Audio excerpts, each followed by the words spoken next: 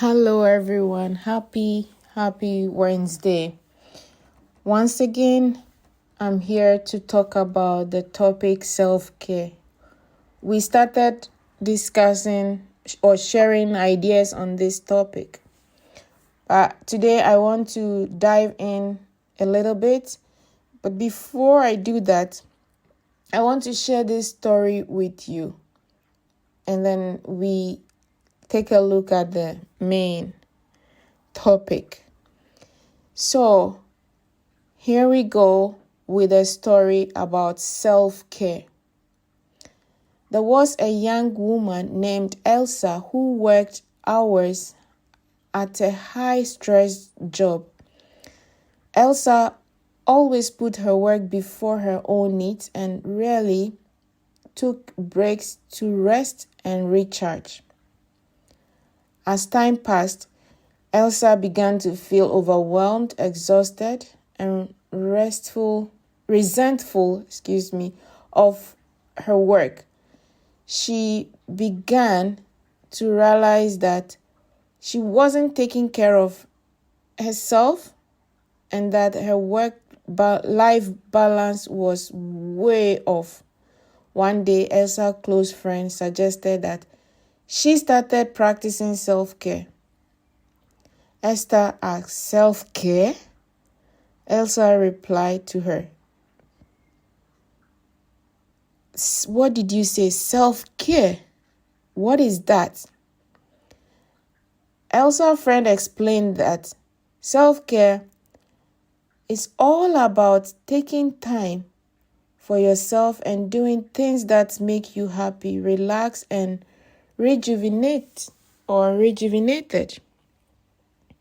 So, at first, Elsa felt guilty for taking time off and indulging in activities like getting facials, reading a book, or taking a walk in nature.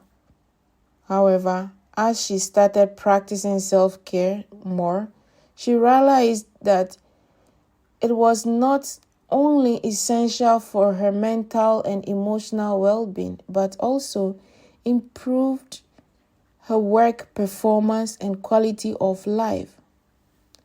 So over time, Elsa learned to prioritize self-care and set healthy boundaries between her work and personal life. She found that her stress levels had decreased, her mood had improved, and she felt more fulfilled both personally and professionally. So, the story of Elsa teaches us that self-care is not selfish, but a necessary part of taking care of ourselves and our mental and emotional well-being. By taking the time to practice self-care, we can become happier, healthier, and more balanced individuals. So, after hearing this story, how do you relate to this story? Are you Elsa or the opposite of Elsa? In both ways, Esther in the past, not practicing self-care, or Elsa in the present, practicing self-care and liberating herself, living a fulfilled life. Well, to dive into the topic self-care. Self-care is the practice of taking care of oneself to improve one's physical, emotional, and mental well-being.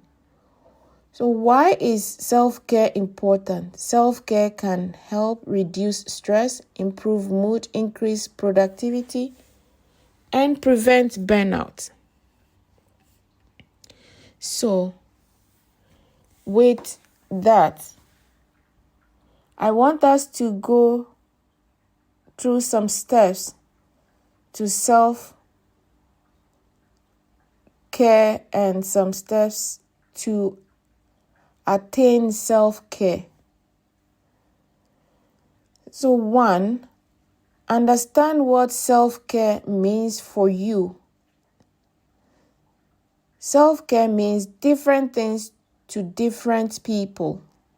It is essential to understand what self-care means for you, including what activities make you feel better and help you manage your stress. 2, prioritize self-care. Make self-care a priority in your daily routine and practice it regularly. Schedule time for your self-care activities and avoid scheduling time anything during that time. Just focus on those priorities that you think it's about your routine for self-care. Create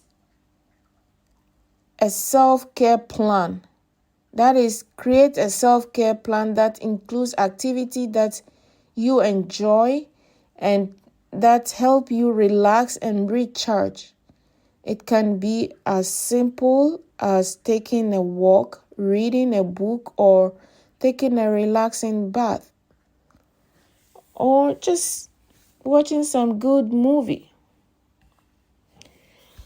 Set boundaries. That is number 4. Set clear boundaries with others around your self-care activities.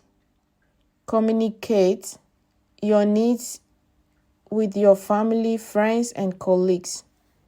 And 5, practice mindfulness. Mindfulness involves being present at the moment and paying attention to your thoughts, feelings, and surroundings without judgment. Practicing mindfulness can help you reduce stress and improve your overall well-being.